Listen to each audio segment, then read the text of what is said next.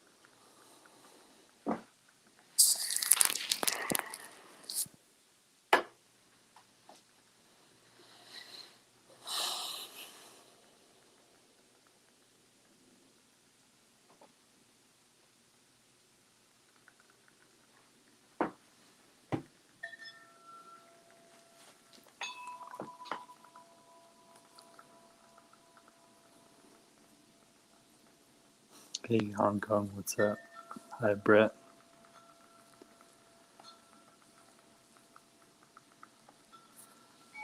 Hey Sean.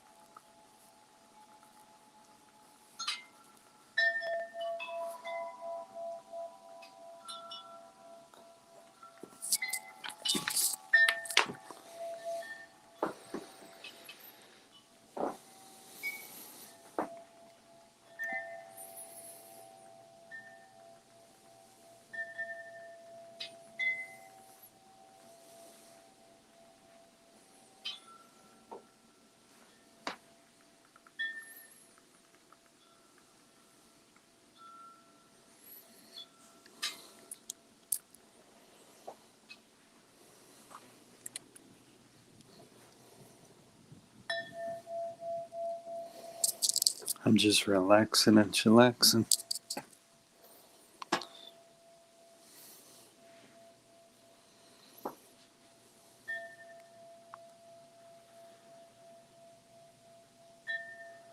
Cool.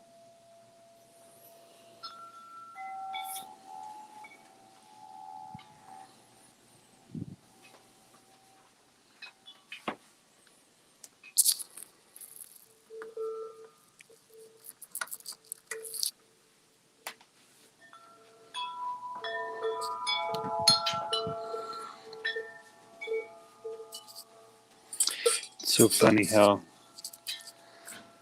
I'm laughing at myself because I do these on the fly so much.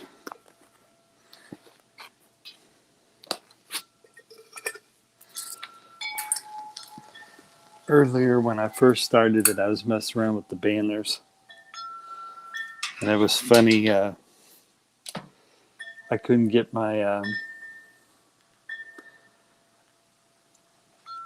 when I first set it up. I only did it for 3 minutes, and it was hilarious because I had to delete it because I couldn't put the camera back on me. So that's the first time I've ever deleted a live chat. Once I saw I couldn't get the camera back on in 3 minutes, I went ahead and deleted that live stream. So that was pretty funny. I'm literally doing these I'm literally, but that's because I was playing with the ticker that you put in the live stream. So that was pretty funny.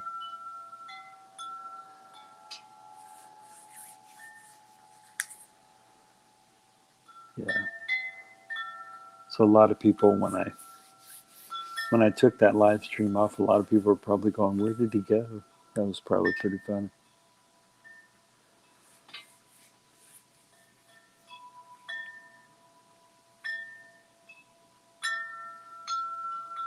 All right.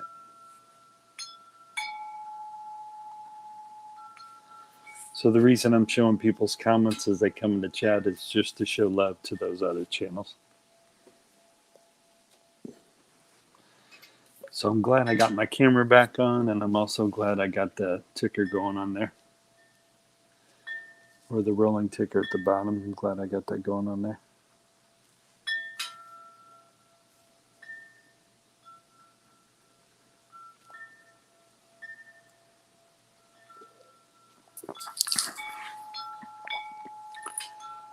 So welcome to Lowell Bushcraft After Dark.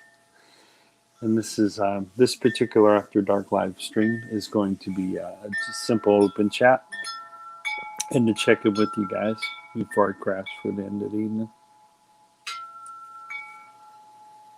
And then, like I said, the reason I'm showing up your guys' comments is to show some love for your channels.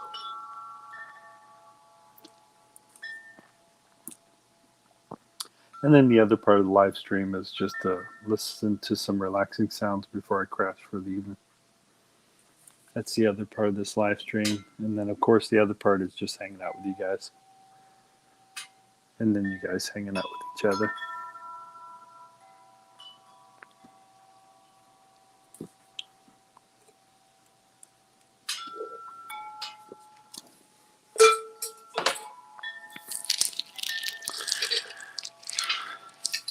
And I'm going to grab my watch because I want to keep an eye on the time.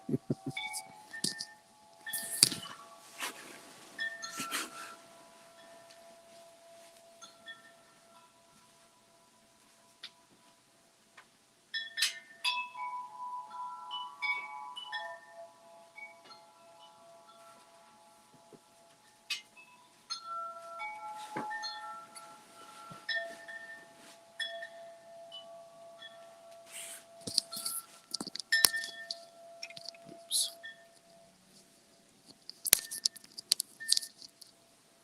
It's all right. I got my watch on so I can keep an eye on the time. I do have to be at work in the morning, but I love doing my live streams at this time because it's just so relaxing. So let me tell you what the time is here in Midwest Indiana. It is, so it's after midnight, and it is 12.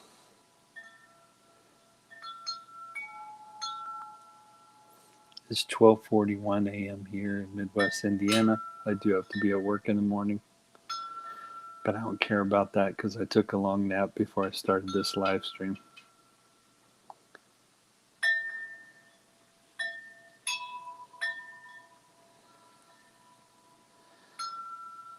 I'm doing well, Deborah. I'm doing really, yeah, Daddy Lone Wolf's doing well. How are you doing? And like I said, I like doing these live streams at this time because, I don't know. One, because when I come home from work, I usually get home from work and I take a shower and then I eat and then I watch a little TV and I end up falling asleep. And then when I came to crash here, I was going to go to bed, but then all of a sudden I had enough energy to come back on here and do a live stream. But I did take a nice long nap before I started my live stream here. That's cool. And like I said, the reason I'm showing your guys' comments is mainly just show love to the channels that come in here. But yeah, I hope you guys and gals are all doing well out there. For those of you who have ended up playing the stream later, welcome as well. No worries if you didn't get the chance to make this live stream, so no worries. So any of the channels that don't get to make here, don't worry about it. Just catch me up on my next live stream.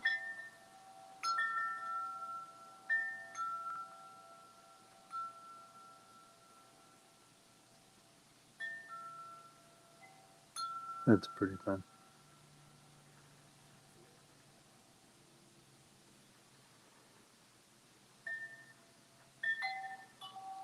But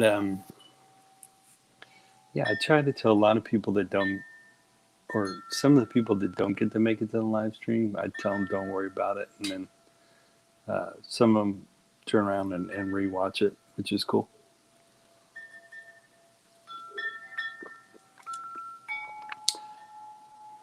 But pretty much what the After Dark series is, or what I wanted it to be, is a, especially since it really is after midnight, I wanted it to be a relaxing series where I'm just, I got a couple of my favorite drinks with me.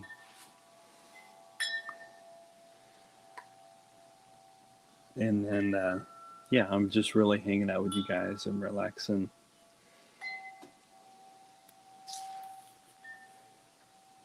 And just basically leaving it an open chat.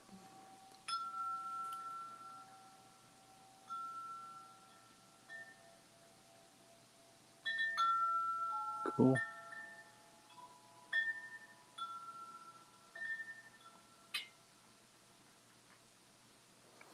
I do have work tomorrow, but I took a nice long nap, so it's all good. But I am paying attention to the time since I do know I have work in the morning. But I usually play it by ear, especially when I do these live streams after midnight. I play it by ear.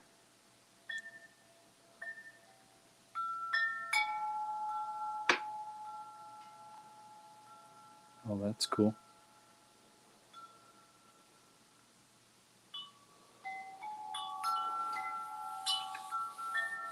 Yeah, Daddy Lone will still. I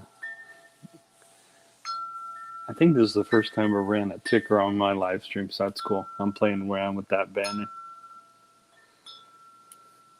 But yeah, like I said, part of the reason I like doing some of my live streams at this time is everyone in my household's now crashed and gone to bed. And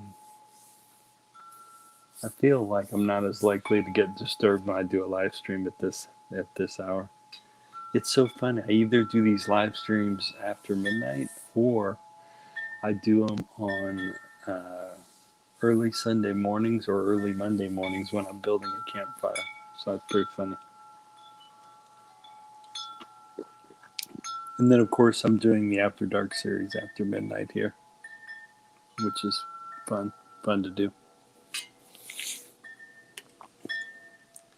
So yeah, both times when I do it in the early morning hours, like I think I did some live streams on Sunday mornings, like at 8 in the morning. Of course, that means it's 8 p.m. Filipino time.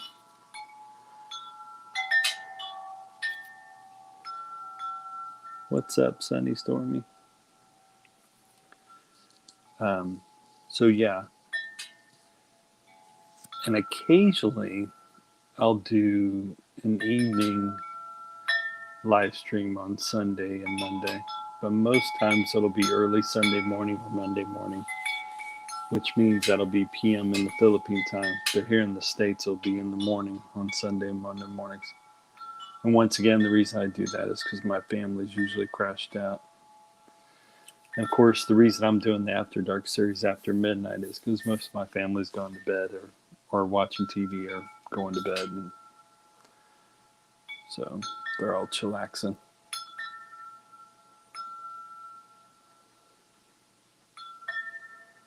But yeah, the After Dark series is mainly to relax and unwind before I crash for the evening, and also to hang out with you guys, and leaving it as an open chat.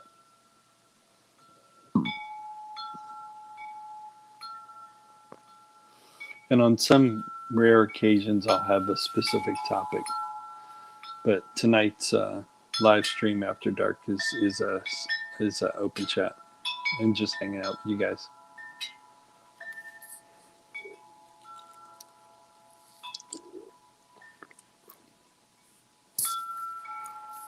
So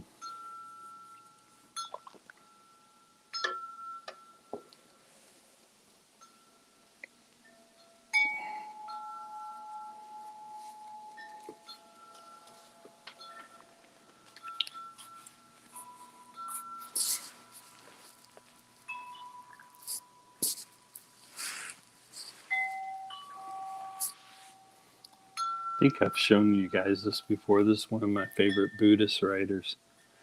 I'm not Buddhist, but I don't know if you guys have ever heard of it, but it's called the Baha'i Faith.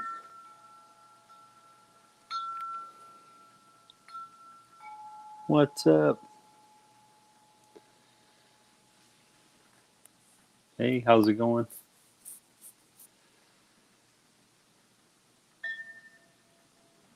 So anyways, it's called the Baha'i Faith. And Baha'is, out of all the monotheistic religions, or when anyone hears monotheistic religions, they think of Judaism, Christianity, Islam. And then there's a fourth one, which is the Baha'i Faith. And if you were to go to Chicago and go visit the Baha'i Temple in Chicago, you would notice, you would see on the structure, on each of the pillars, you'll see the Christian cross, you'll see the Native American symbol, you'll see the Buddhist symbol, you'll see the Jewish symbol, and yeah, a lot of the world's religion symbols, you'll see that on each of the, and I believe that if I remember right, the Baha'i House Worship has 9 entrances and 9 doors that lead into the Baha'i House Worship.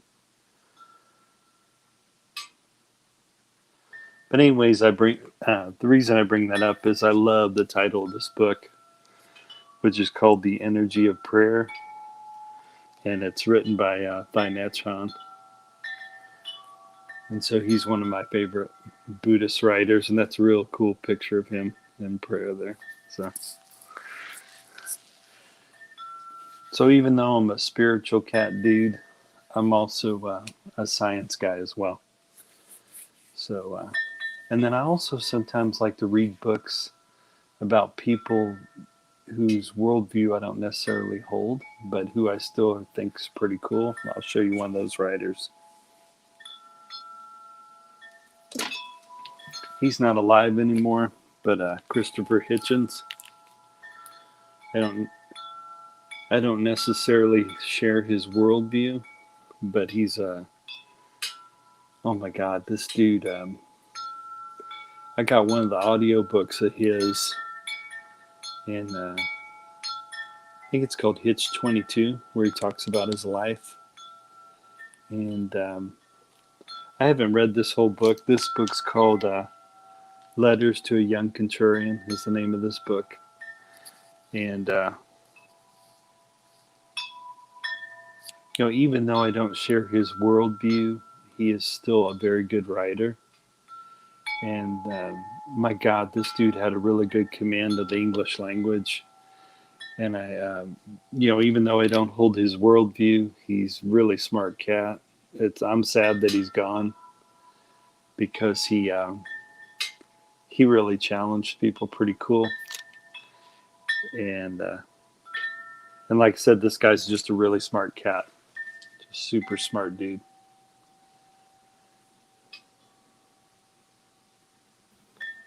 Hello. Hey, what's up, Brett? I'll show you what I'm eating. I went to 7-Eleven and bought a sandwich. They make like these really nice sandwiches. Ooh, that looks I took the good. tomato off. I don't like tomato, but it has like bacon bits on it, Right. Havarti cheese, turkey, and then lettuce. Oh my God, that looks so good, dude. Yeah, they actually, people go, oh, 7-Eleven, you eat food at 7-Eleven. I go, yeah, look at their sandwiches. They have them delivered every day. Look at how good they look. They're actually really good. Yeah, that looks cool, man. Yeah, and it has like probably about 4 pieces of turkey on it. 4 slices. Yeah, 4 slices of turkey on it. Yeah, that looks cool, brother. And I got this too. This is the newest Mountain Dew. It's the watermelon flavor Mountain Dew. You see that? Ooh, that's cool. Nature melon, and then I got these too. These are always good. Oh, those are good. Yeah, they are. I used to eat them as a kid. I used to stick them on my finger when I was a kid. My mom would buy them for me sometimes. What flavor are those, brother? Huh? What flavor are those? They're the nacho cheese ones. Ooh, that's cool. And they make the regular, the nacho cheese, and the caramel ones. And what kind of sandwich you got there again? It's it had tomato on. I take the one slice tomato off, but it's turkey, Havarti, lettuce, and whole wheat bread, I guess. Yeah, whole wheat bread. Oh, that sounds good. good. Like the bread's got a little bit of the grains in it.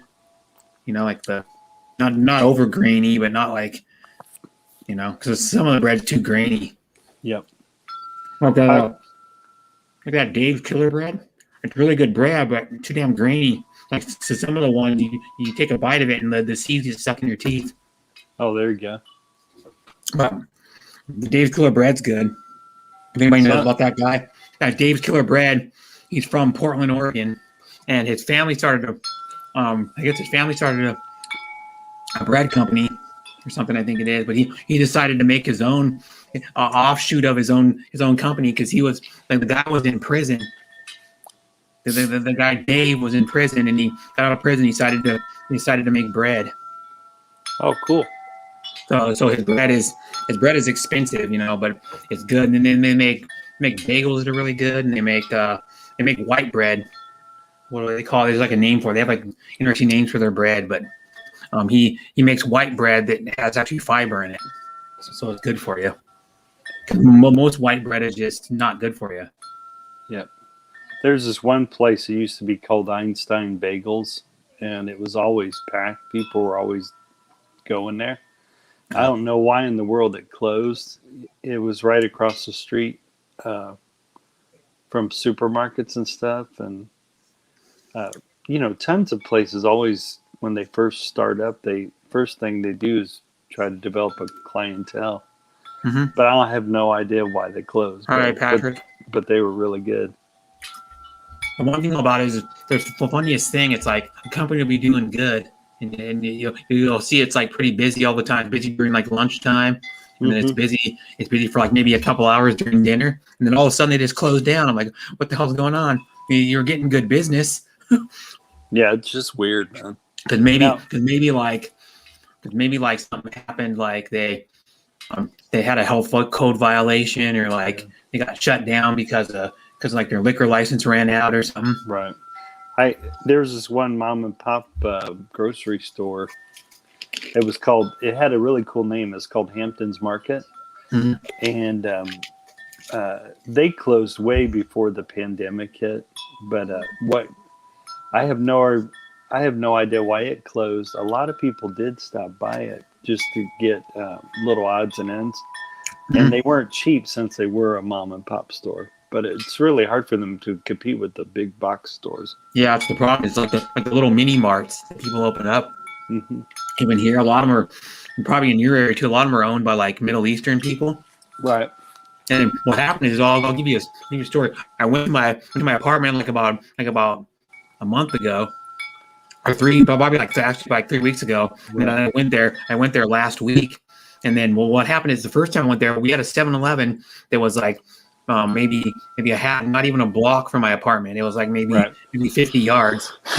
Well, I went there one time, probably like a month and a half ago, or a month ago, and it was closed down.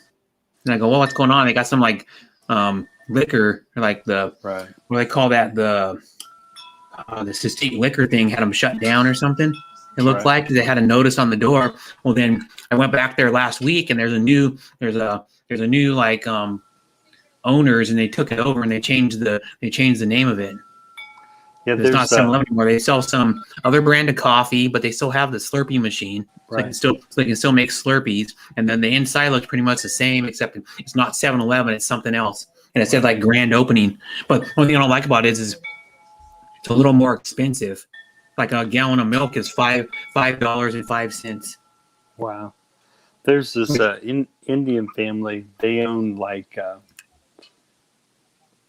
think they own like 3 Subways, and then there's this Irish family that owns another Subway, and then there's this Indian family that own this gas station, and the one that owns the gas station is actually the closest fill-up place for me to fill my gas up. And since I know they're kind of a small family running that gas station, I try to gas my car up as much as I can there, mainly because it's close to my house. And 2, I like supporting. And then same thing with the individuals that own the Subways. Whichever Subway place I happen to be close to, I try to go to that one, especially if I know it's owned by a particular family. So now the Indian family, they own a couple Subways, and one of those Subways is really close to my house. But anyways, anyone that I know that, even if they own a franchise, and I know it's a family running it, and especially if it's close to my house, I try to support it. Yeah, well, I think all the Subways are franchised. Yeah. And I see all of them are owned, like most of them are owned by like Indians or Pakistanis or people from Afghanistan. Well, what's funny is as each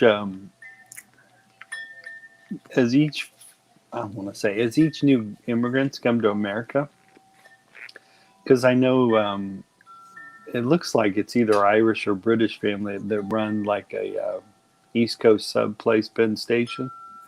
So it's just neat to see all these different families or all these different walks of humanity buying a piece of the American dream by owning a franchise, and it's cool. And not only that, they're I want to say Papa John's. And I know.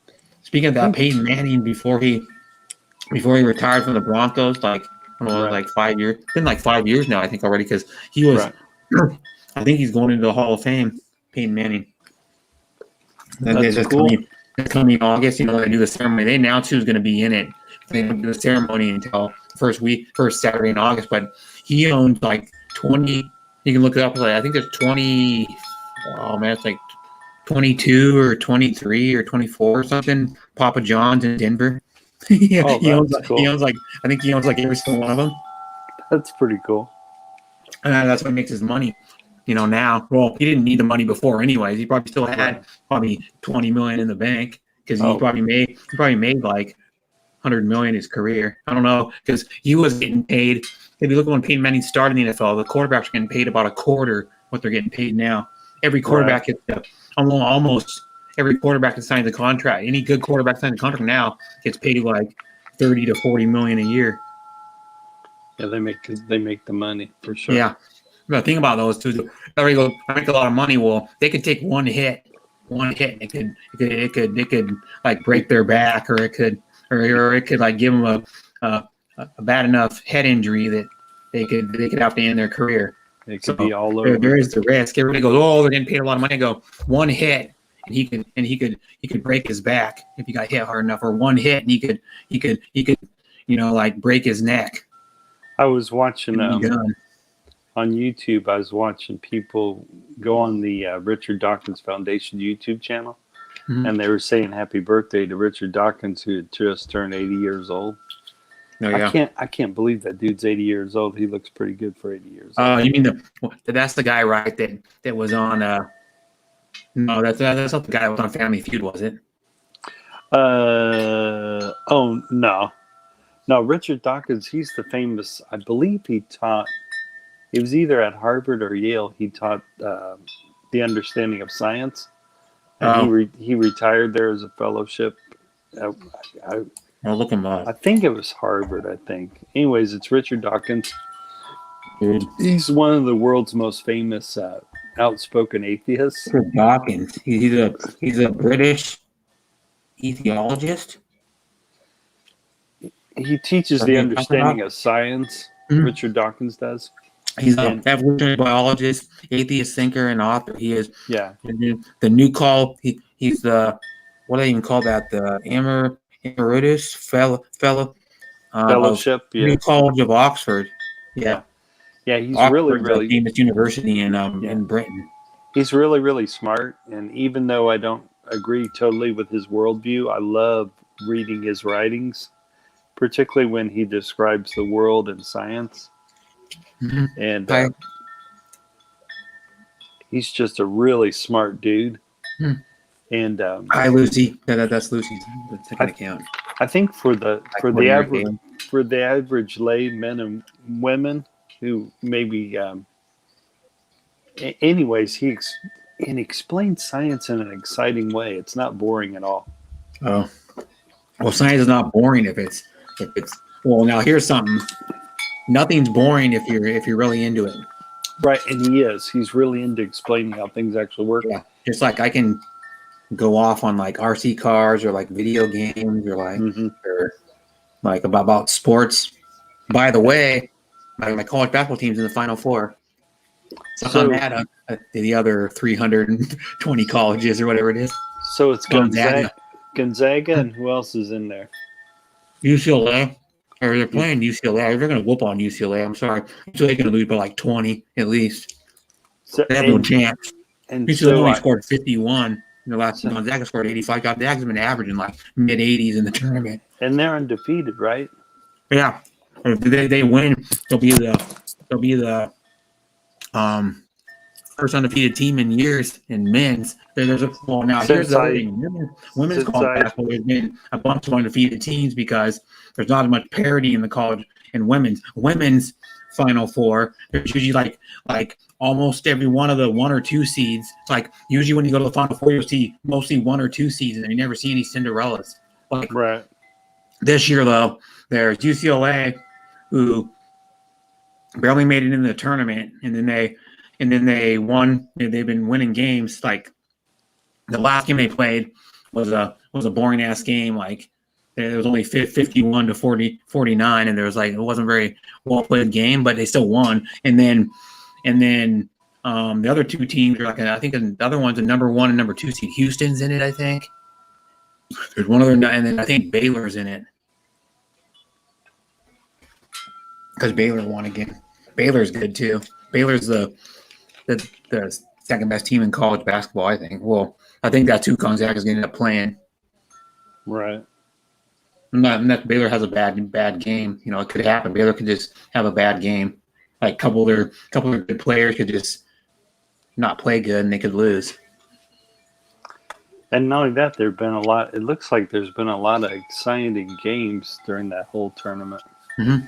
And Gonzaga's won like 30. I think they won over 30 games 5 times in their thing. And then Gonzaga's got the longest streak of consecutive NCAA tournaments. They've been to it since 1999, I think. They've been going to it. Cool. Yeah, and they got really good players. They got I can't remember the Tammy, what they call that guy's last name is or Timmy, and then he's good. And they got Kespert, who's really good too. Corey Kespert's their best player, but then they got a guard that's really good too. But next year they're going to be awesome too, because even though Kespert is a senior and he leaves, they're getting the number one guard in the country as a recruit, the number one high school guard in the country. Oh wow, that's Yeah, cool. yeah. So they're getting they used to get good recruits. Now they're getting like amazing recruits. Like Kespert was a local product. He came from Edmonds, which is about probably like 35-40 minute drive from where I am now. It's the next town north of Seattle. Oh, see, I didn't know that. Hmm. No, he's really good, but like a lot of the guys usually, the Gonzaga gets a lot of foreigners too. They get a lot of Canadians, but people from like Europe a lot. And a lot of their big guys are from like Europe and a lot of the time. but most of the guys are like the three best guys are American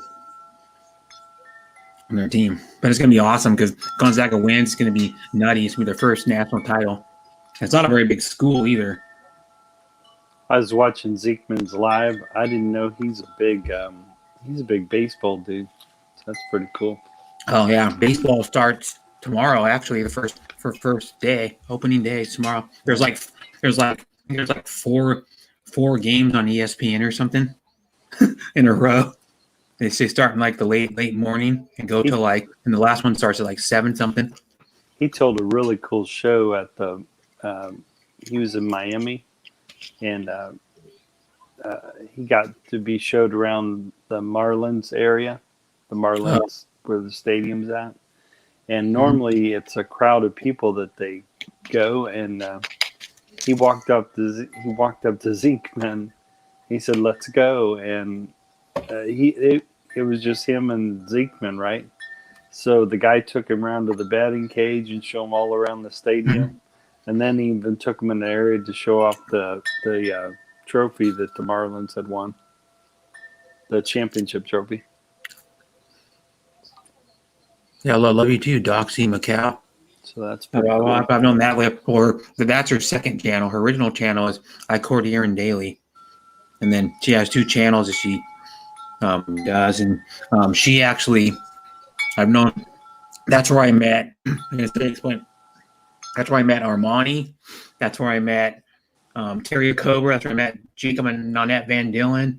On her channel, I think I met Philippine Desert Gardener there.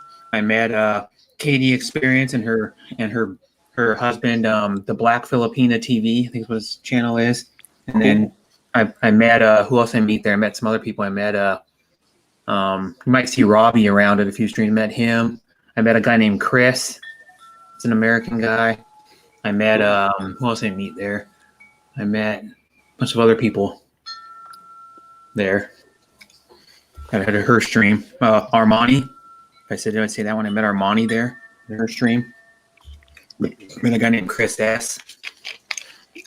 It's so funny. I'm getting to know all these different Filipinos, and some of them are working abroad too. So that's kind of neat too. A lot of them do. Yeah. Because the reason why is like, I'll tell you one thing. Like, if you're like for certain jobs in the Philippines, they discriminate you on your. Well, I call it discrimination because they certain jobs you can't be over 30 years old, or they won't hire you.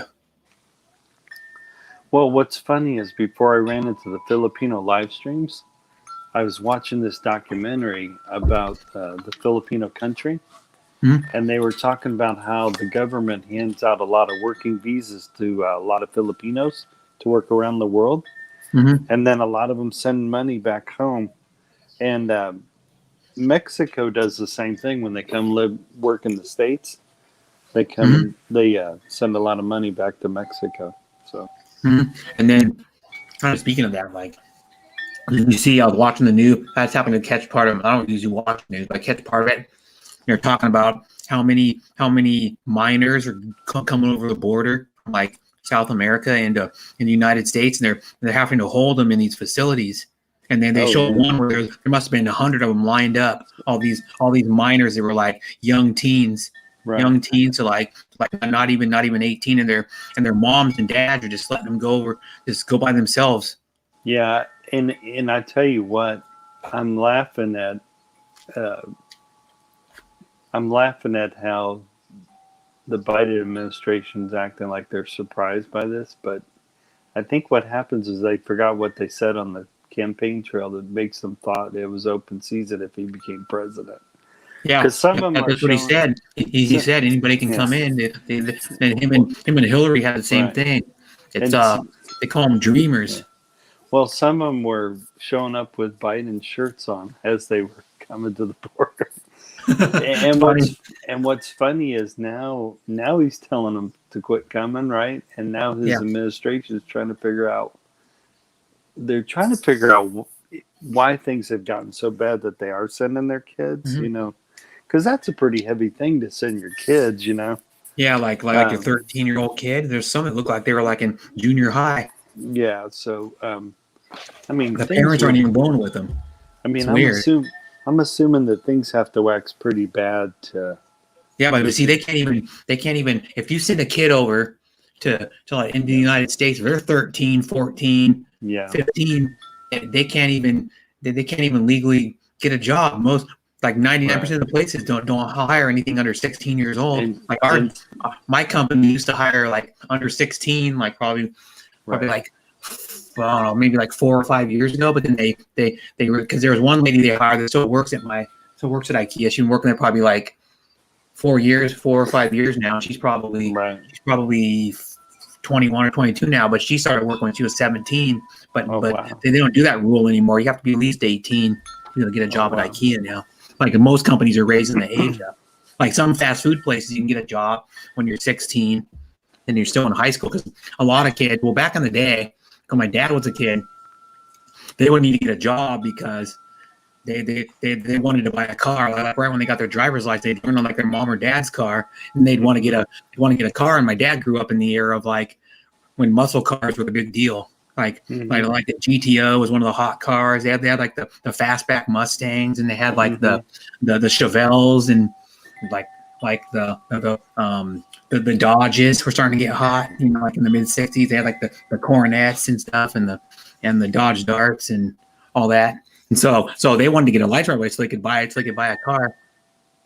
You know, they use the money to save up money for like maybe a year and then get a car. Brother Sean made it home. Oh, that's good, Sean. He was doing an Uber delivery. But yeah, speaking of cars, I would love to have a muscle car. I love muscle cars. One thing about muscle cars is even the newer, if you take like a muscle car for example, like the engines they had in them may not be as powerful as some of the newer nicer cars now. But the thing about it is there's no way you can recreate the sound of an overhead cam carbureted V8. Like even the new, like you can take like I'll give you an example. You can take like an old Mustang. It's like a fast, but I'll take the high performance Mustang they made back in the day was a '68 GT 500, and it had like 375 horsepower or whatever it had, and then take a new Mustang, which is faster, but they're gonna sound different because the way the engines are. Because now the engines are all like newer design, they're all fuel injected, makes them sound different. Like old muscle cars sound so badass. Like the one I sent you, I packed you the '68 Dodge Dart, one of the baddest ass sounding cars ever made. Hi Miramar, 8K long. You know what I mean? I sent you that it was in some showroom or something. It was in some like building and they started it up. You know that Dodge Dart I sent you on Messenger?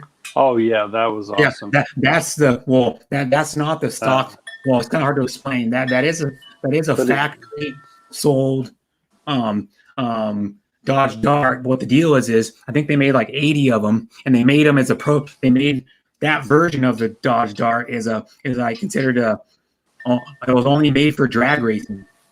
Hey, I'm doing well. It had lightened like door frames in it, lightweight glass in the windows. I think it had a heater delete in it.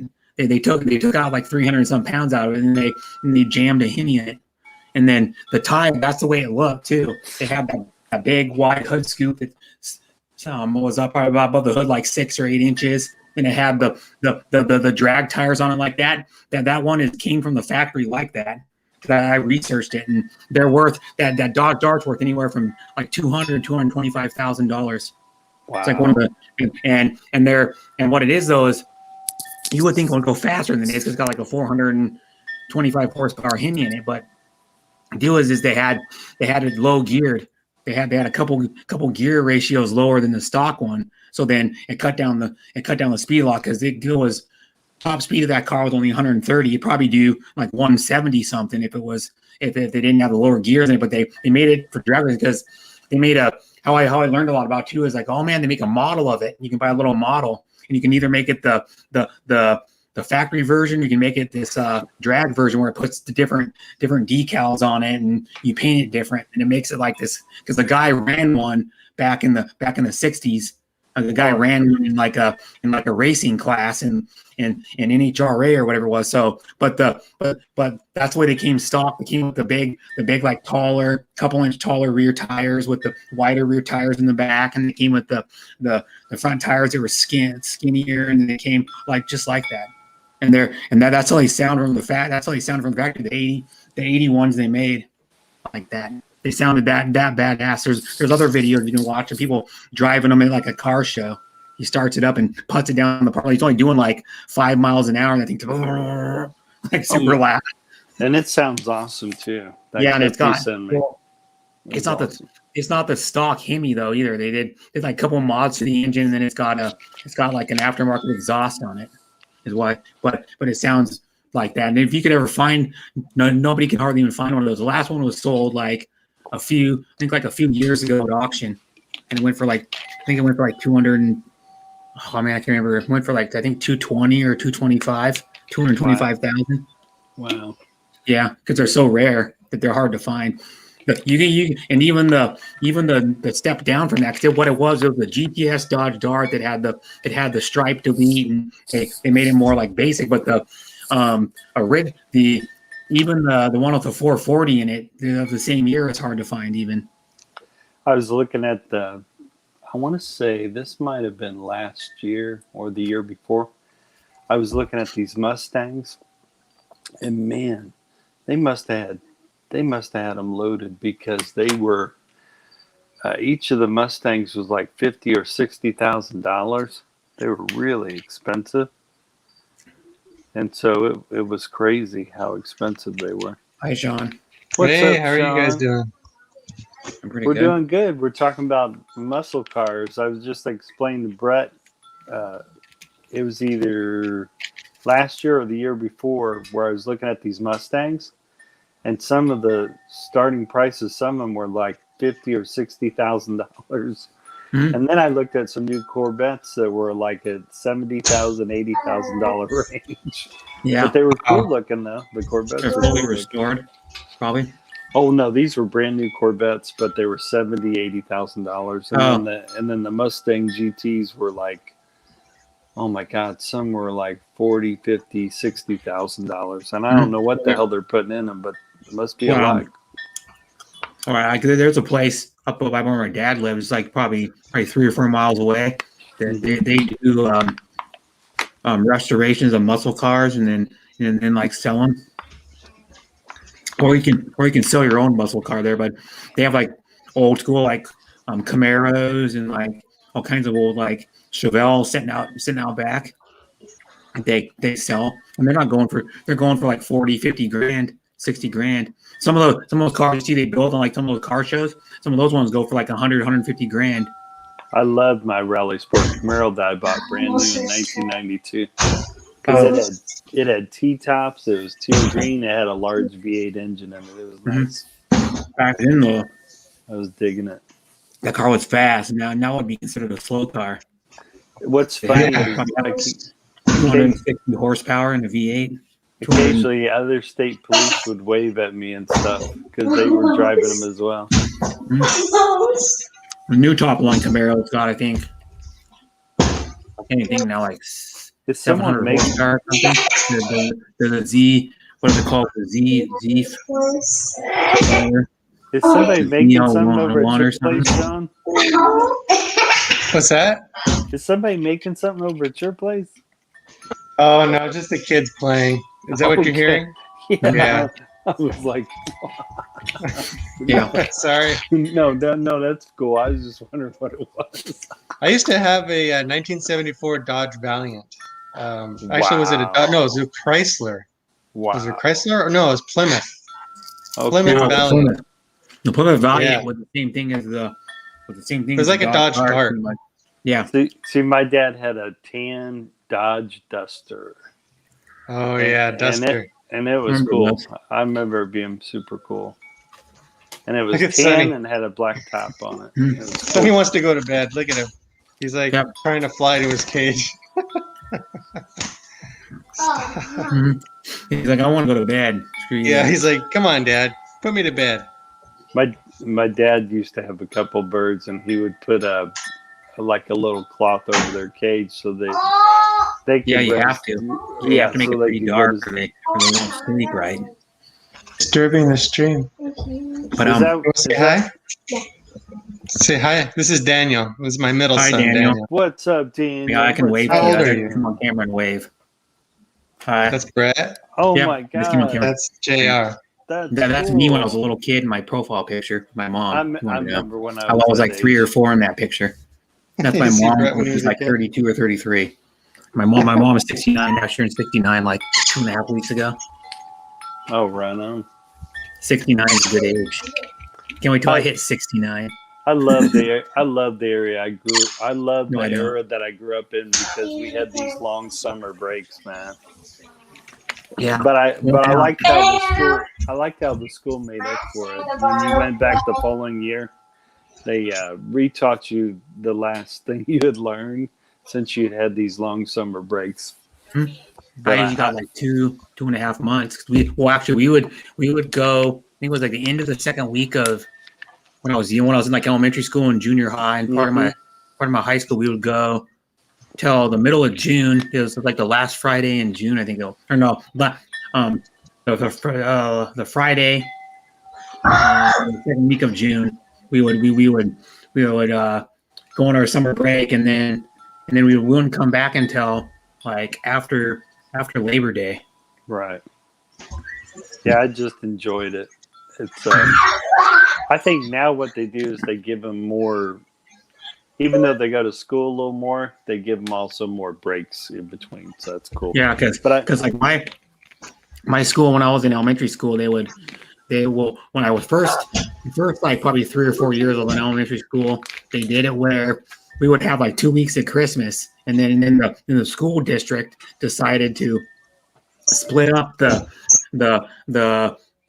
2 week break. So we had like 1 week for Christmas, which is like the if Christmas on a Friday, it'd be all that week we would have off, and then we would get instead of having 2 weeks, they made us or they gave us in February they gave us a week-long break, and like it's called midwinter break. They give us at the first week of February they gave us a week off too to break it up, so it wasn't always one time. And then we'd get a spring break. I think it was the beginning. It was like the first or second week of April. We'd get a spring break too for a week. We get well, if you count the weekend, it was like 7 days, but it was like 5 days off of school. Hi, Sonny. What are you eating? A noodle? No, that's his feather. He's going to be flying soon because that's one of his primary flight feathers that we cut. Cool. See, we cut his primary flight feather. Now he's losing it. They call it molting. So he's going through a molting phase. And he's getting new feathers, aren't you, Sonny? You're going to get new feathers so you can fly? Yeah. He talked back. That's funny. That's pretty cool. Yeah, you're pretty smart, aren't you? Lonnie, Avon. Hi, Lonnie. What time do you think it is in the Philippines right now? I think it's Like morning time, right? Or maybe afternoon time? Yep. It's because here it's 1:25, so it's probably 1:25 p.m. there. You work tomorrow alone or no? I do. Ooh. But I took a long nap before I started my stream. It's like a 2-hour nap or something. No, I took a longer one than that, I think. Well, it's like sleeping then. He slept. Yeah, I slept then. God, I consider anything above 3 hours sleeping. Yeah, it's one. Yep, Here she said it's 1:26 p.m. there. Yep. She's in the east coast of Canada or the east coast of America. Oh, who is Hey, hi, Patrick. Easter's Sunday. That's why he's saying early happy Easter Sunday in 4 days. That's me good. I don't know. I usually work. I work a lot of times on Easter, so I don't. And we like since I work in retail, we sell some stuff that we sell like these chocolate things you can assemble. They're like 3 pieces. One's a moose, one's a bunny rabbit, and we sell like a few Easter chocolates, like these little like cream filled kind of like eggs. They come in a box, like a little like cardboard package with like a little window on it, and you can. That's about it. I usually never say no to chocolate if someone offers chocolate. Like he has some good chocolate, like their cheap chocolate. You get like 3. You like I think it's like you get 3 of them for like $2.50 like that. You buy them for 3. If not, they're like a buck each. Let's go to bed. That chocolate's okay, but the better chocolate is the I don't know what brand it Good night, is. Sunny. The Candy Company or something it's called, and they make one that's it has ground up coffee beans. It has like coffee bean in it. They make one that has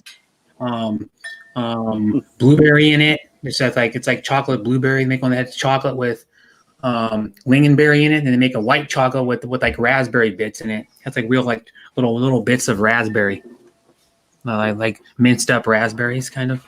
But it's really good. And then we make a marabou chocolate's really good. It's actually from Sweden, and we make one that's like milk chocolate, and then we make one that has like an almond crunch in it. An almond crunch. Those are both really good. They're a better quality of chocolate. And then marabou, we only sell like 2 kinds of the marabou, but marabou makes like a bunch of other chocolates too, that are like dark chocolate, and then they make like a few other kinds. And then there's a local company here, it's called Seattle Chocolate Company. It's actually like about 3/4 of a mile from here, and their actual main office. And you can walk in there, and you can of course they have all the chocolates you can buy, but that's actually where they're made. They're made in that factory, and they have like a little store. When you first walk in their main entrance, they have a little store and buy all their stuff. They make really good chocolate truffles, and they make one that tastes like birthday cake, a white chocolate that tastes like birthday cake. The parrot is going to sleep. Oh man, the truffles are cool too. Chocolate truffles are. And then what truffles are? They like melt in your mouth. They do, because like truffles usually have like a kind of like a soft like some type of like chocolate on the inside, which are really good. I thought about making chocolates one time. Yeah, it's hard for me to say no to chocolates and also donuts. Yeah, well, combine them both and have a chocolate donut, and then you're all in.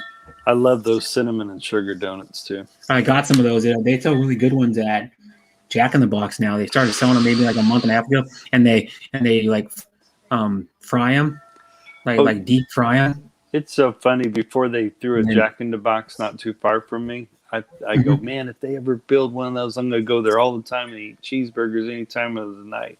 Then they put one there, and I think I went to it twice. Yeah, well, I've been to the one down the road from here, like probably about 15, 20 times since I've been in this apartment. It's easy. Yeah. I went there last. I went there in the morning, like 5 something in the morning, and got a breakfast biscuit, and then 4 of those cinnamon and sugar donut holes. Oh, that's right, because they're open 24 hours. They're open. The drive-thru is open 24 hours. That's about the only fast food place. I think. Is Sonic open 24 hours? It might be. The drive-thru might be. That reminds me when me and my brother were playing around, sitting around, just playing. That's so cool. Yeah.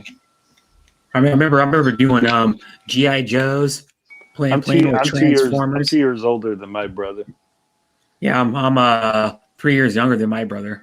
Oh, 3 years and 4 days. Sean, I got a funny story. 74 hours. When I was in grade school, my brother was standing on my mom's brand new washer, and so I don't know why I decided to take a metal pipe and swing it at it, and it missed his feet because I didn't like you standing on her new washer, and it chipped the washer, and I saw my life flash before my eyes because it chipped my mom's brand new washer.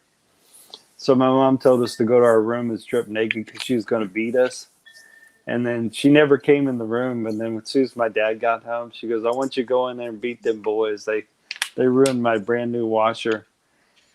And my dad says, "Well, you can't do that. You got to beat them right away." He said that way they know what they're getting beat for. So my mom says, "Well, if they're going to not keep my stuff nice, I want you to take away all their toys." So my dad gathered up all of our toys, So I think we didn't play with toys for a couple months, or maybe 2 or 3 months.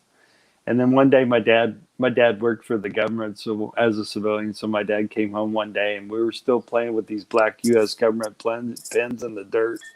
And he walks in the house. I guess he tells my mom, "It's really sad. Can I give them back their toys?" And my mom's like, "Yeah, I guess that's okay." So my dad gave us back our toys. But I learned a valuable lesson: never to break or chip any stuff on my mom's ever again. That must have been because you're a good amount older than me, Lone. So that must have been in like the mid '70s, probably. Oh yeah, it was. It was.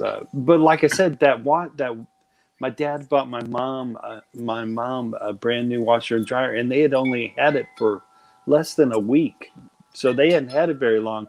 And she purposely never fixed it. She left they were brand new white washer and dryer, and like I said, I chipped it with this metal pipe at the very front of it, right? And she never had it fixed. She left it like that just for us to look at forever. And but I never broke anything in hers ever again, though. Now, do you know what kind of washer and dryer it was? Because I'm kind of curious because the washer and dryers are way more advanced now. Like Bud Presley was telling me, someone gave him, it's like one of his friends or one of his neighbors or something, gave him one of those old Maytag ringer washers. It might have been a Maytag, but I'm not for sure. RS. Well, the Maytags is like one of the oldest companies for making washers and dryers. They've been making them for like probably 70 or 80 years. But do you know what the ringer ones are, right? The ringer ones were either square or they were round, and they had the drum. But then on the back of them, they had like a thing on top towards the back of it where you would run your stuff through, and it was either a hand crank or an electric one. You put it in there, and then it wrings your clothes out. You put your clothes like half folded through there, and then it would do like your shirt, and it would wring it out. Yeah. You pull it out, and it wring all the water out of it. If it wasn't a Maytag, it might have been a Sears. But I do know Maytag was really big back then, so it could have been a Maytag. I can show you what the let me see. I'm going to look up 70s. In the Kenmore. I think it's called Kenmore. Oh, it might have been a Kenmore too. Yeah, Kenmore Maytag. Yeah. Kenmore was the 70s Kenmore washing machine. What they look like. Oh, they're not that. No, I don't want a 70s. I want a 1970s style. Yeah. 1970. Well, if it wasn't in the late 70s, might have been in the early. Let's see. It could have been in the 80s too, Brett. Here's like the 70s ones look like. They were like, here's like a 70s avocado color. There was like an old used one. See, I graduated high school in '87, so there's an old one. There's a vintage like Kenmore. I'll show you. I can share my screen and show you. This is the one that's like the era of like kind of like the what do you call it? You know what I'm talking about, the Brady Bunch. It was like the same era. It's like an old Kenmore. Yeah, it might have been in the early 80s. There's another Kenmore. Either the late 70s or early 80s. Yeah. But then I'll show you like what a ringer one looks like. You want to see a really cool ringer. They're the cool ones. Maytag. Sunny going to bed. Oh no. Ringer. How do you spell it? WR ringer washer. There it is. They're cool looking. Here they're like either square or round. They actually had like a ringer on them. You run your clothes through on those rollers, and it ringed out your clothes. And then some of them were open top. That was when you hook up to the faucet. Here's like another style one that was square. They're like from like the 50s, I think. If you're sharing my screen, I don't know if you are. There's another ringer one, the old washers. There's a really old washer. Antique 1920s Maytag washing machine. 1920s. Oh my god. Yeah, that's a really old one. That's like and then you plugged it to your faucet, and then you hooked it to like your kitchen sink. That's like what like this one is. You hooked it to your kitchen sink, I think. My dad, he used to tell stories when he was a kid, when him and his family hadn't had a TV yet. if a friend of his invited him to have lunch or something or dinner, Mhm. he would dig it because sometimes that family would have a TV. Yeah. So he talked a There's lot about listening to the radio before they finally got a TV. Yeah. That was pretty funny. There's a thing to fill it up, the spout. You plug it into your plumbing, and then it fills up the tank, and then you run it through the rollers, and it wrings your clothes out. Dude, I was watching this old documentary from, it was like a news clip from the 1960s, and they were showing stuff off from the World's Fair, what they thought we would see in 2020. Mm-hmm. And they go, hey, look, you'll be able to press this thing here and talk FaceTime with someone way across the world. And it's so funny that they were thinking about that in the 1960s at the World's Fair. There's an old washer. You use the washboard to rub your clothes on, and then there's a hand crank roller that wrings your clothes out. Yeah, I just thought that was so funny. She never got. You know what? that You know what you can fixed. do though too. You know, ever seen those? There's like some bands in the world that use these as musical instruments. The washboards. You can. There's like those like hillbilly bands or whatever they call those. Otter jug band. They call them a jug band. They use those as musical instruments. They put like a metal, like a wood rod on it, and they go back and forth and they make like noise with it. I tell you what, that washer and dryer, I bet it's still going strong. Look at this tool. I remember it being pretty well made. Look at these tools back in the day. Look at 1889 rare antique advertisement for Richard's Machine Tools. Look at it. Look at all the tools that are in there. Look at they're all manual tools, manual lathes and stuff. Those are all lathes. It's cool. There's a foot. I think that's like a hand crank or a foot pedal. Right there. That one is a foot pedal. I got this one machine. It's like a bandsaw. I got this one washer and dryer.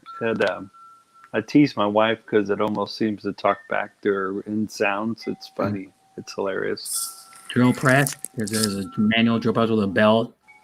That's cool. That's one thing that'd be cool to do is get some old tools and I saw this cool thing on YouTube. It was it almost looks like a cloth closet. Let's say you have a wrinkled shirt or a wrinkled dress shirt.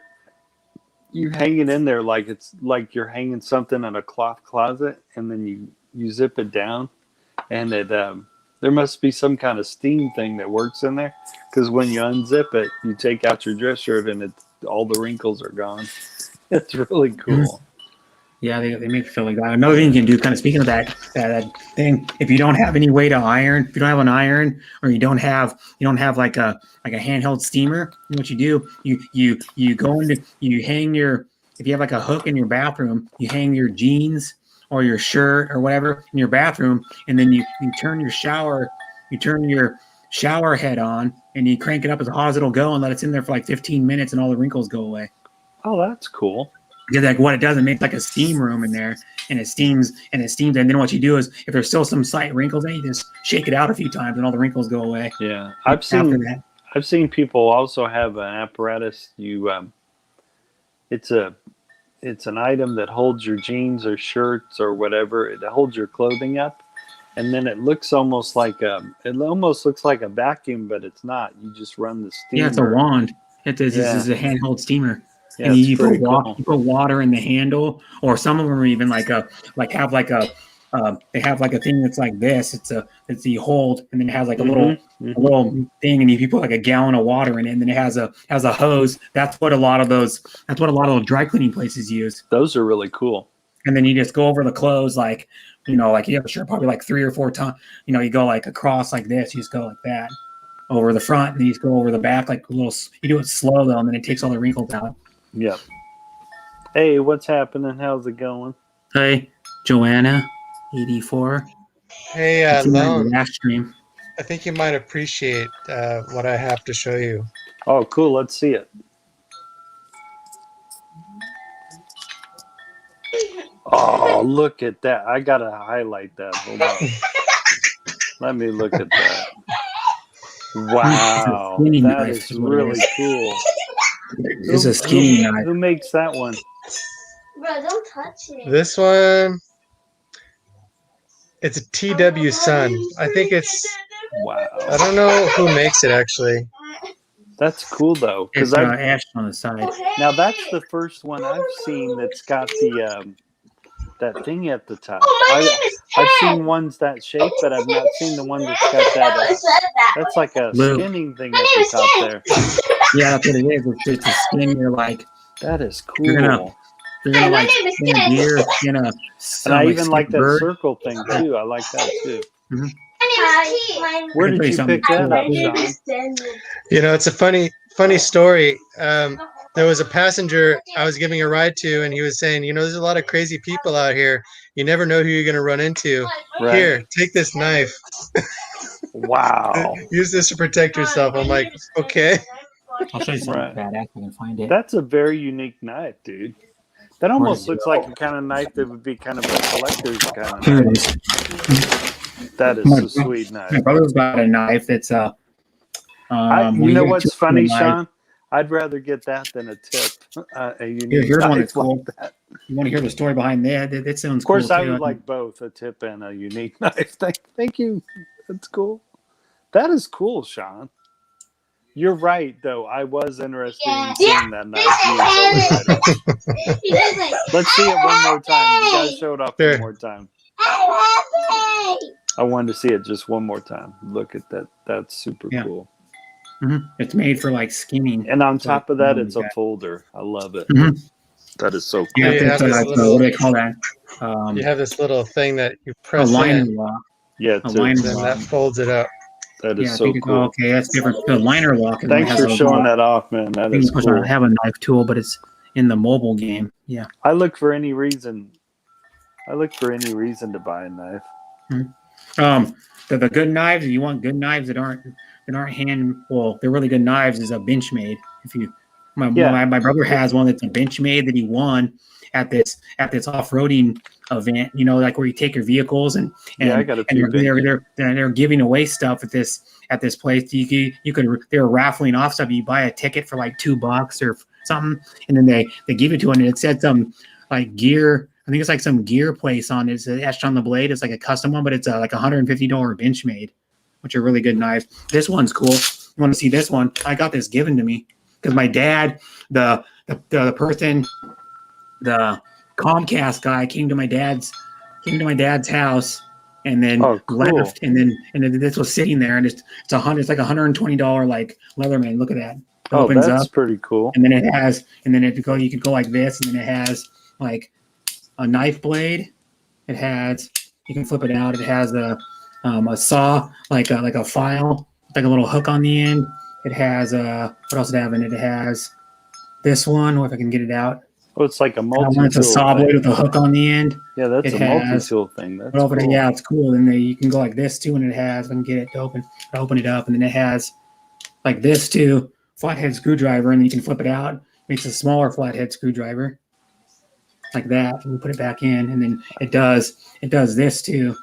It has a Phillips screwdriver if you need it, and it flips out, goes into a smaller one. I love multi-tools. And then it has this too, if I can get it out. This little hooky deal, bottle opener, like a hook. If I can look at that. And flip the other one back in. That's a little hook. Those are cool. The hook on it, and then this one's like to buy a with the nylon sheath is like $120 on Amazon. Yeah, it's like one of the nice ones. They make one that's nicer, but this is called a Leatherman Charge. Oh, dude, that is the Leatherman Charge. These are made in Oregon. Yeah, these things are made where I was born in Oregon. Dude, that's a well-brand. And then the funny thing is, I had this sheath laying around for years, never had a knife in it, and I go, I think I got that sheath laying around. This is like probably a few months before my fire. I got this, and then I go, look at the sheath. It fits right in it. I put it in there, and it fits perfect in it.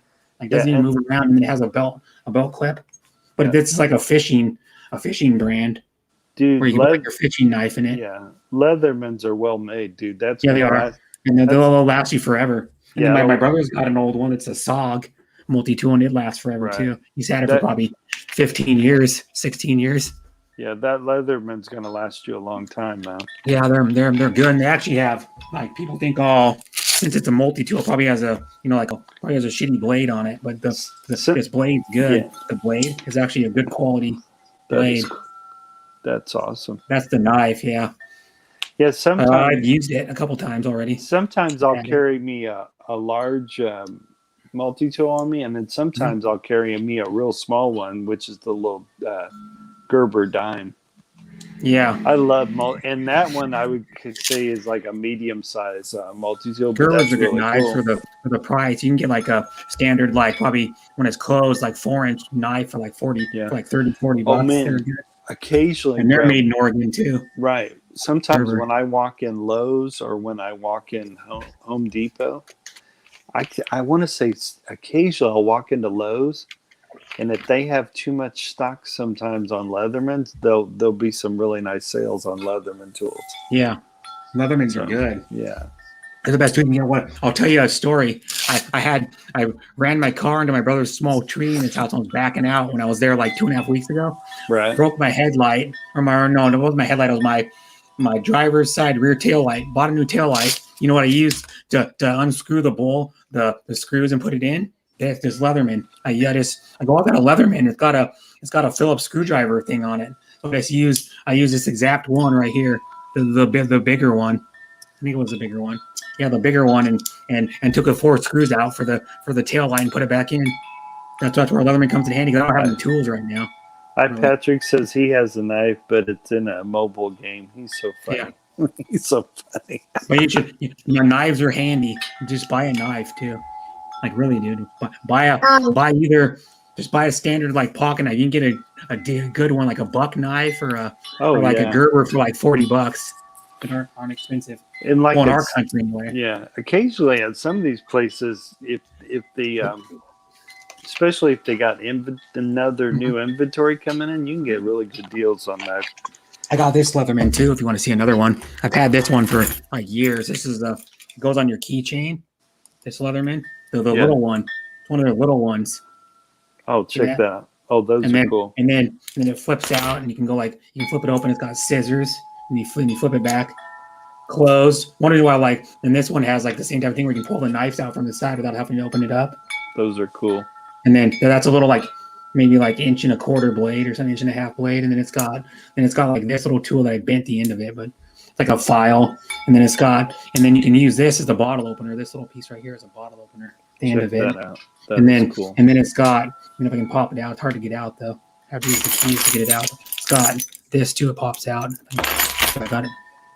Come on, come out. Multi-tools are cool. Yeah, multi-tools are, yeah. There's other brands of them. But the original one's the Leatherman, and then there's little tweezers. Yeah. Yeah, in my little Gerber I'm going to step down. Is that okay? Yeah. Oh, yeah, Sean, man. Thanks for hanging out with us, man. I got to get these kids to bed. Okay. Hey, I appreciate you hanging out with us, Sean, man. That's so cool. I'll be in the background, okay? Yeah. Cool. Thanks. This one only has like 5 tools on it, but this one's a cool one because they're portable. If you ever need a knife or a file or something, it's good. Or tweezers. Oh yeah, man. My little Gerber dime has the same size little tweezers that you just showed off there. Oh yeah. They make small Leatherman makes like another tool too. It's pretty cool. Leather. I can look it up. LEA Leatherman.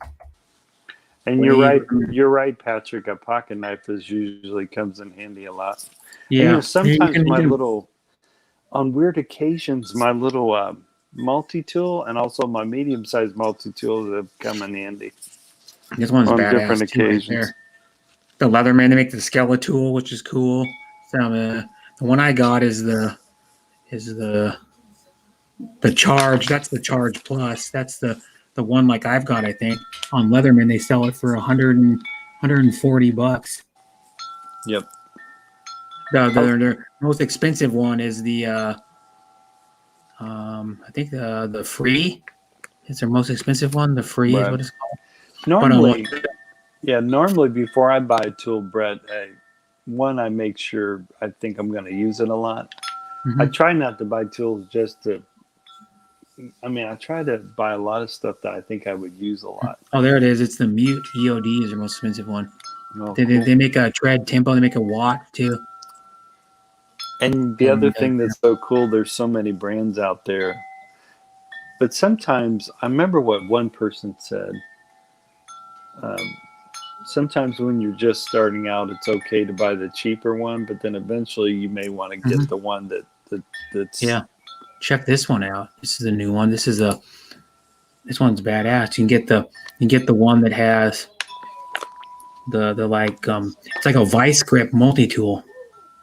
Oh, that one's cool too. Yeah, check this. Have you seen that? Have you ever seen this one? I just saw it now. Pretty bad. It's like a lot of money. It is. Heavy duty set. It's a set of them. You get the regular multi tool, which is like the super tool standard, like one of the more older school style Leathermans, and then you get like this one, which is a vice grip multi tool in a set. That's that one, and there's Super Tool 300, and you can buy them in a. It says in a set. It says yeah, you buy the heavy duty set, you get this tool, the standard one like this, and then you get the other one. That one. So yeah, they make one that's like a vice grip too. Oh, those are cool too. Vice grips are cool because what you do is you turn that little knob on the end of the handle, and then it tightens it down. And then what you do is you press it, you clamp it down, and then it locks onto the bolt or whatever you're trying to unscrew. You get a grip on, and then you just twist it, and you can get it off. That's cool. Yeah, they make tons of them. They make tons of tools now. Look how many tools they make. They make like the Raptor Rescue, which is pretty badass. Look at that thing. I like that name, the Raptor Rescue. Yeah, look at it. It's like a rescue tool to get you out of like, what's it say about it? Stainless steel folding shears, strap cutter, ring cutter, ruler, oxygen tank wrench, and a carbide glass breaker.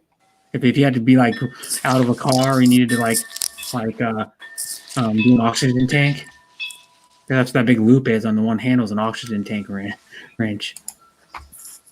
And then they got other multi tools too. They got so many of them now. Look at that, so many tools. There's a Skeletal, which is kind of cool, but it's a minimalized tool that only has like probably 3 or 4 tools on it. The Skeletal. The Skeletal. They make cool names like the Charge, the Heritage Rebar, the Silver and Black Skeletal. Yeah, they come up with really cool names. Yeah, the Heritage Wave, the Wingman. Yeah, I like the one. Those are just Here's one that's like a pocket knife. Here's one that's like a pocket knife that has a bunch of tools in it. Simply cool names to them. I love it. Yeah, and then they make cool stuff. I mean, they last forever. I know people have multi tools for like 30 years and they're still good. Designed for you. Here's I want to say the buck knives. Pretty much all of those are guaranteed for life. A lot of buck knives are. Yeah, they got so many of them. You can go buck knives too. Buck knives are like buck knives, buck. Knives. Yeah. And I love that they guarantee them for life. The same Buck thing knife with store. Same thing with Craftsman tools. The forever warranty. Yeah, they gotta have forever warranty is what they call it. Yeah. Forever here's like the same warranties also are on Craftsman tools. There's like the old school style ones. That's super knives, cool. Put knives. They got like the old school style ones like these. The old school style buck knives. Back in the day. They're not cheap, $100. That's a pro hunting knife. They make like these ones too. I can find them. Where are they? These knives are cool too. I like these style knives. Straight blade ones. They're pretty nice. $100. There's one there's one that has a skinner on it. The zipper. It has the skinning part on it. Cool. That's what that hook's for, to just skin animals. They make tons of knives. Yeah, so you can get ones that they're pretty cheap too. $38 for a little foldable knife. That thing is. How long is it? Some places sell so many knives. Blade length is 2 5/8 of an inch. I got this one Moore knife. It's I think it's called the Moore Companion, if I'm not mistaken. But anyways, I picked it up for like $8, and Moore makes really good knives. Yeah, I'll show you these are really good knives. They're sold. And a lot of the blades on Moore are carbon steel blades. Which I'll show you a guy that makes knives. And my best friend's dad knows the guy, Dave ST or Dan Stuckey Knives. There it is. I looked it up one time before. Dan Stuckey Knives. He makes handmade knives out of Springfield, Oregon. Cool. My best friend's dad was in the fire department with him.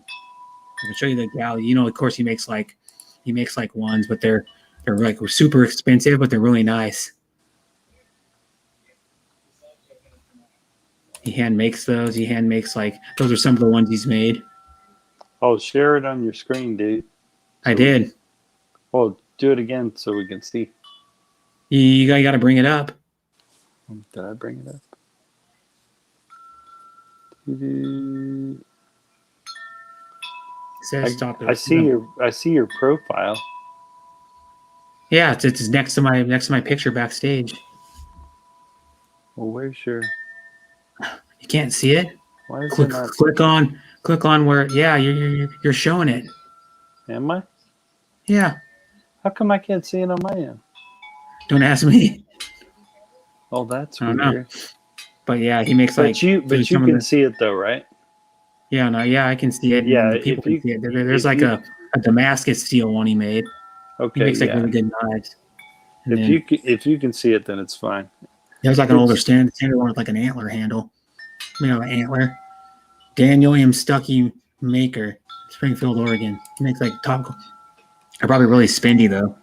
So there's like the same, kind of almost the same design, but just smaller version. And then he makes like a little one, but they're probably spendy.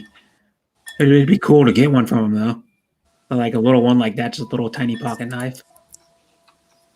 But he makes like other knives too. He goes like fishing knives. He makes like the fillet knives too. The types of fishing knives he's made. There's one that's called a trout knife. Trout and bird knife. The trout knife. Yeah. Well, because what it is this guy used to be in the fire department. He retired. He's probably like around 70, early 70s, and he does guided fishing tours on the McKenzie River, which that's the river my best friend's mom and dad and my best friend's brother lives on. And then you can go like this too. Go back to the gallery and look up like this guy's made some kitchen knives too before. That's like a sandwich knife. He's made like paring knives, all-purpose kitchen knife. He's got like a boning knife, and he's made like chef's knives before. That's a 10-inch blade, a 9-inch. Hey, Brett, go back to your profile. I want to see what it does if you do profile. Go back to your profile. Are you on profile now? Yeah. Okay, now switch back to your camera open.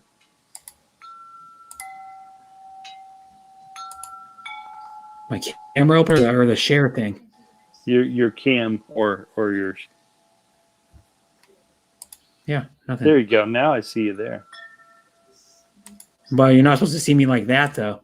You're supposed to, because I was going like this, sharing my screen. Well, share your screen. And then go back to the. I gotta go back to I'll go back to Dan Stuckey Knives and. So are you sharing your screen? Yeah. Well, that's weird. Oh, well, do I have to do solo layout for me to see your screen? You have to press the little icon that says Brett backstage with like my screen on it next to my profile backstage. No, not backstage. Like that. Oh. Yeah, you're not doing it right. Okay. You got to bring my thing up. You know how to do it. Let's see. Do. Oh, there you are.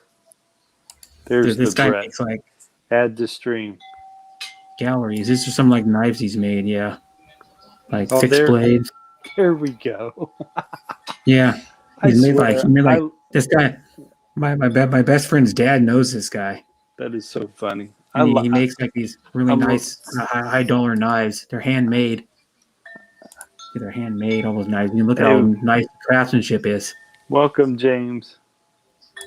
Hi, James. But you can see how good the craftsmanship in these things are. Hey, Adrian. Hi, Adrian. But yeah, and then he makes like if I was gonna buy, like they make like kitchen cutlery knives available now. None. See, either custom ordered. Like I'll go back to the folders. He makes cool folders too. Some are made out of like titanium handles and like those are really cool. Yeah, these are like some of the ones he's made, but they have like little ones, like smaller ones like that. That's how to do it. But he makes like a bunch of and like all those kinds of knives. Now I can enjoy Brett's presentation. It's a little one, a little folding knife. It has a 2.5-inch blade. Brett is the man. This one's got a little 3-inch blade. Oh, that's a cool one too. Yeah, and he makes like tons of cool knives. There's another guy. You want to see God, what's his name? Can't think of his name now. He makes really cool kitchen knives. Crap. Olympia. Forgot his name. He makes really cool. I'm trying to think of the guy's name now. He makes kitchen knives. He's out of Olympia. OLYMP. Olympia. Washington knife. Olympia Washington. USHING. Olympia Washington knife. ANI knife. Now Sean says, now that's a knife. That's what Yeah. Sean says. Yeah, no, they're expensive though. Whoops. Q Olympia. I'm spelling it right, aren't I? Yeah, I'm spelling Olympia. Nope, that's Q. That's why. See, I think even if I buy an expensive knife, I mean, it depends on why I'm buying it. Some people buy it to be collectors. Bob Kramer, there it is. But I love to buy knives that I'm actually. Check out some of these. You want to see they're expensive. I mean, like some of them are.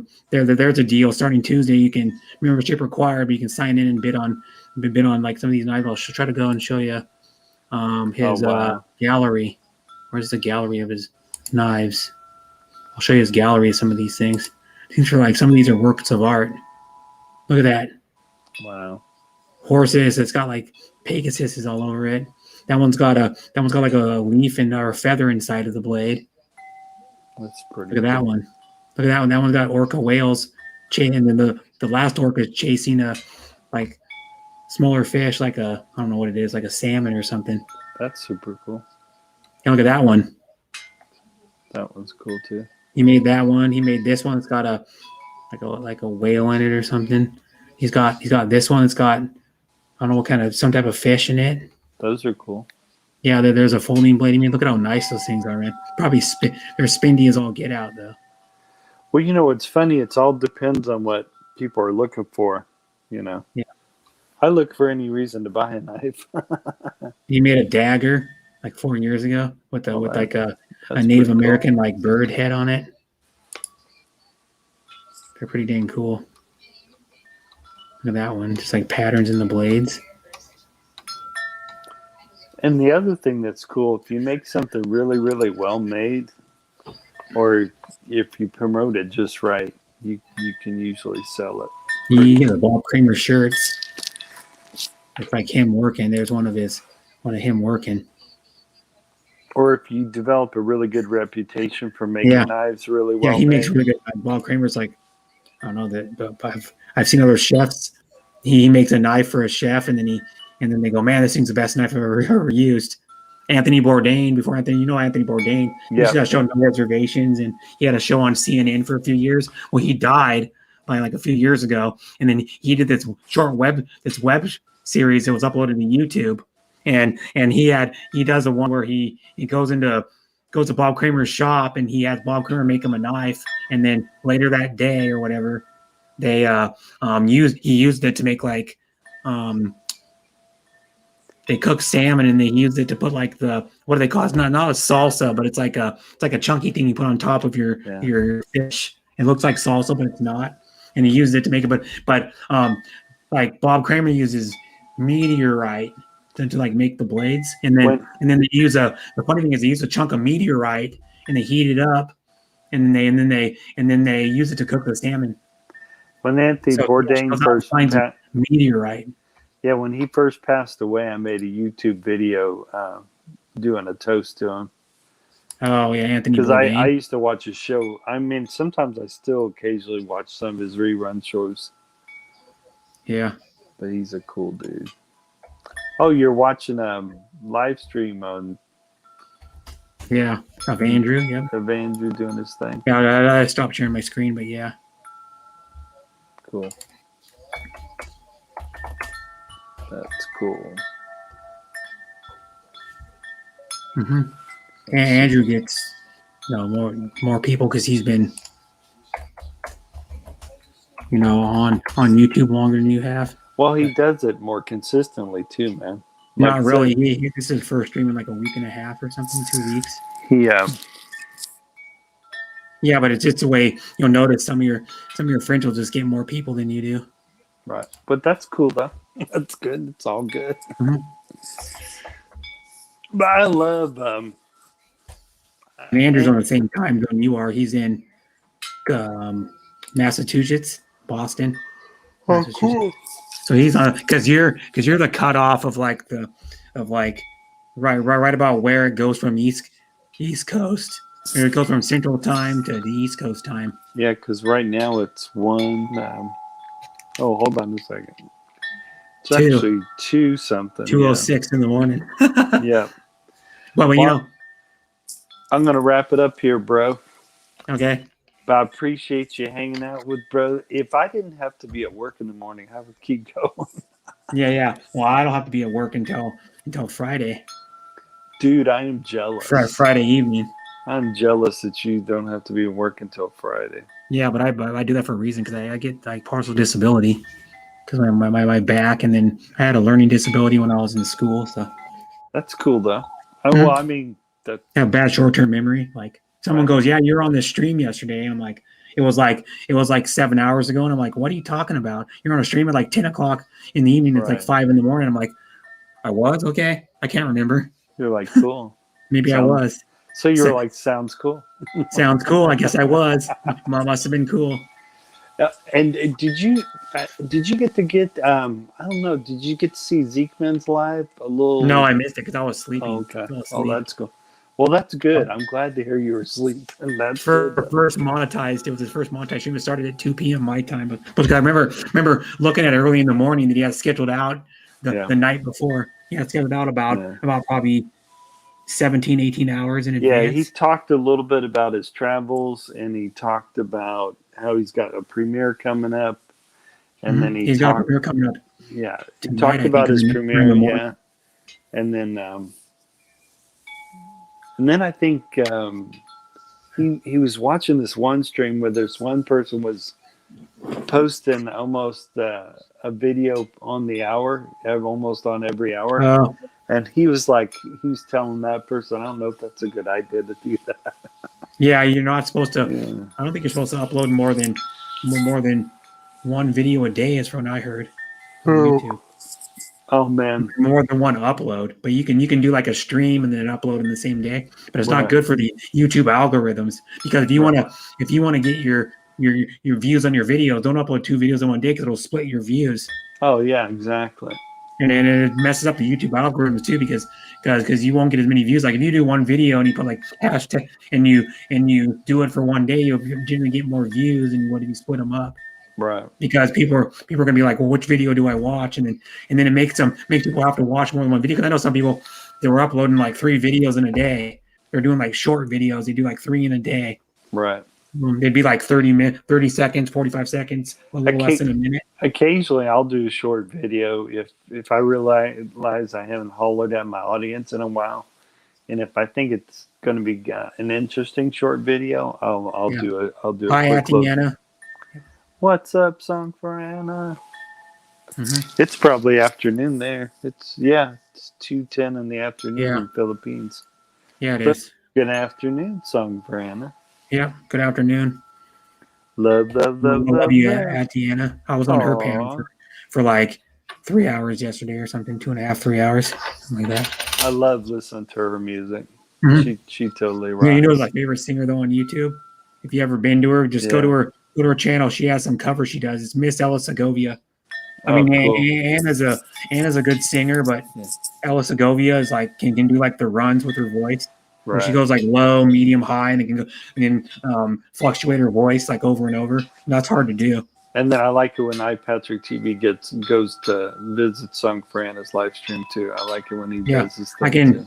I might be able to just let me see. I'll send you one of her videos on Messenger. Ella Segovia is amazing. She does singing streams like Anna does, but she only does them like an hour and a half because she works Monday, Tuesday, and Wednesday full time. Like 8 hours a day, and then she does Thursday, Friday, Saturday, and Sunday. She does YouTube streams, and most time her singing streams. Sometimes she does like a walking. Once in a while, she do a walking stream. Sometimes her and her husband go to a spa. They have this spa where the hot tubs are outside, and they sit in the hot tub and they don't really even talk. They just sit there in a hot tub. And you just watch them just sit in the hot tub. Oh, that's cool. And then they do like short little like half an hour long streams, and then she's done some cooking streams too myself. So, but I've been friends with her since March of last year. She's really nice too.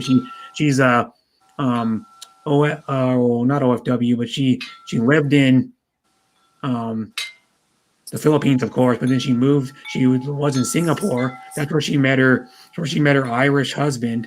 Oh, Was in cool. Singapore, and then now they live in the UK. They moved to the UK. Yeah, I just subscribed Like to her. London, I think. The last time she was on Sound for Anna, I had just subbed to her because I Yeah, saw her she's on. really nice too, and I talk to her a little once in a while on Messenger because she's busy. She's busy a lot with like her job, and then her, of course she has a husband, and her husband works Monday through Friday, but she only works 3 days a week because they don't really. She told me she doesn't really need to work full time because they make enough money to live. Oh, that's cool. That's fairly always comfortably, because her husband probably makes, enough, and then she probably makes, probably right. 20,000 a year, probably or something, Yeah. 25,000 a year, and then because if you make what I look at is if you make 100, if you're a couple and you make 100, like in the U.S. and you make 100,000 total, like in most states, you can live fairly comfortably. Yeah, there you go. You know what I mean? Like my brother makes up maybe like 120, 130 by himself. And he's only paying for him, his cat, and his dog, which all they require pretty much is food, and every once in a while, maybe like once a year, twice a year, a shot. Wow. And then his cat, he doesn't have to do much. You just feed it, and then maybe every 3 or 4 days you got to feed it again. He's got one of those automatic feeders. So you just put the food in there, and it holds probably like about 3 cups of food. So then and cats don't eat that much. Cats only maybe eat a quarter of a cup a day of food. Cool. And then like my brother's dog is small right now, so he only eats a little bit. He eats probably about a cup of food a day. So it'll probably be up to 2 cups when he gets bigger. Because that's a video I have on my channel from like 2 weeks ago with my brother's puppy, and it was like 14 weeks then. So it's probably gonna get like double the size probably. Wow. So it'll probably be like 60 pounds, he's guessing, because the mom was 50 pounds. So he's probably going to around 60 or low 60s, which is a medium-sized dog. Really. Wow. Well, hey, dude, I'm going to jet, but I'll talk to you later, brother. Yeah, bye. Take bye, care. Lone Wolf. Bye. Bye, Atiana. Bye, everybody else in chat. Bye, Patrick. Bye, Adrian Gibson. I think those are the only people that are here still. Or bye, whoever else in the chat. Bye, everybody. Whoever else here in the chat, take care. I'm gonna close out my live stream with a little bit of sound.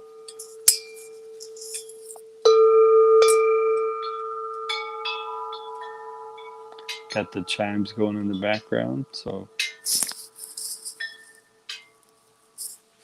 and it's no secret that I like to light my candles before I crash for the evening. I like to light my tea light candles or my wood wick candles. What's up, RR? Hi, Patrick, saying bye to Brett. Saying bye, guys. What's up, RR Philippines? How's it going?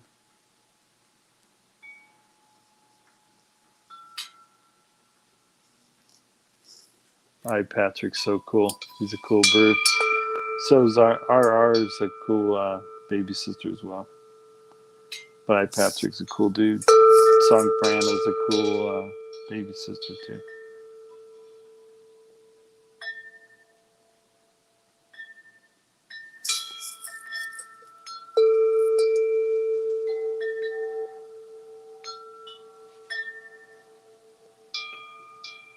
So I appreciate all the love, all the people that have stopped by and hung out with the Lone Wolf Bushcraft. I appreciate all of your channels that have stopped by and hung out with JR, aka Lone Wolf Bushcraft.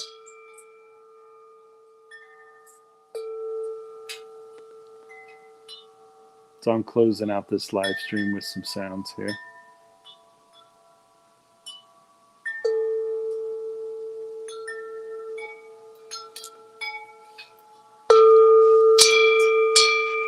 I love relaxing with sounds, especially when I'm ending my live stream with some sounds.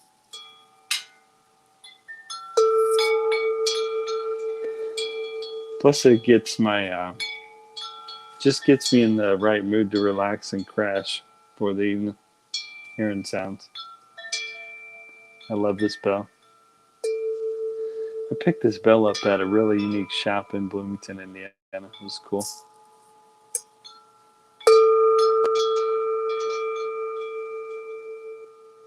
So,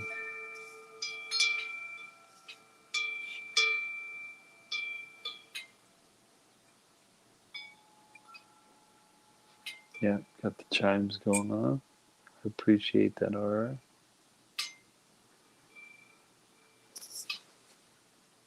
I appreciate Brother Brett hanging out with me. I appreciate Brother Sean hanging out with me as well.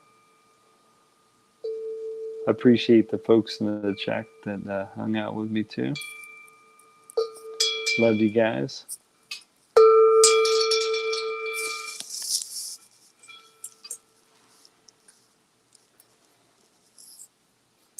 There's nothing like the sound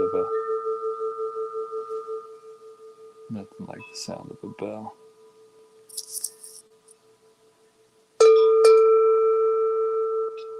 And whoever comes on the live stream or replays it.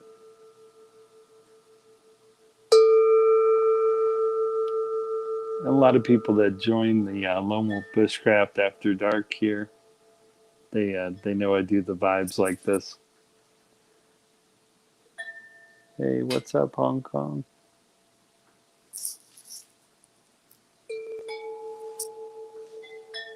I'm just closing out my evening with some sounds here.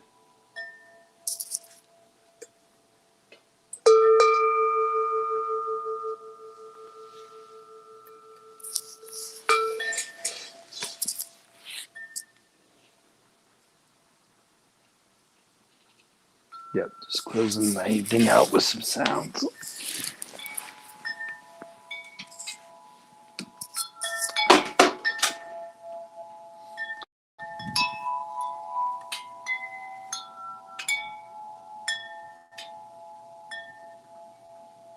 Got the wind chimes going.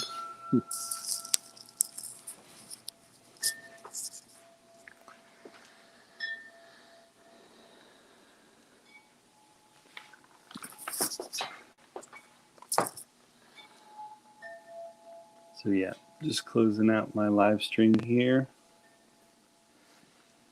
Some tea light candles, some wind chimes, and also my my wood wick candle here. Hope you guys and gals are all doing well. Of course, I'm always hoping you guys and gals are all doing well out there. And yeah, I appreciate the folks that hung out with me in the chat, and I appreciate Sean and Brett who hung out with me on the panel. So yeah, I appreciate you guys. And for those of you who stopped by the live stream, I appreciate you all as well.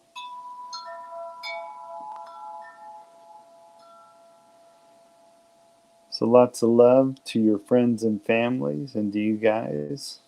And I hope everyone has of course it's afternoon. It's probably 2-something in the afternoon in the Philippines, but it's 2-something in the morning here in the States. And like I said, I hope you guys and gals are all doing well out there.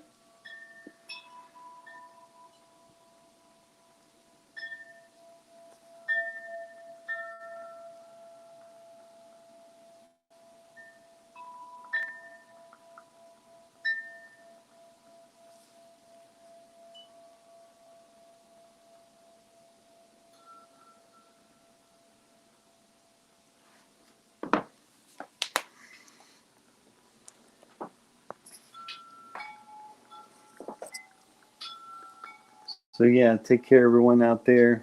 And once again, thanks to all those who hung out with me here in the chat, and also thanks to all the folks that hung out with me on the panel. And hope you guys and gals are all doing well out there. And I'll see you in the next live stream. Yeah, I'll see you in the next Lone Wolf Bushcraft After Dark. Take care. Later. Later, Gators. Peace. Take care of each other. And I'll see you guys and gals in the next live stream. Peace. Take care. Later, Gators. Peace.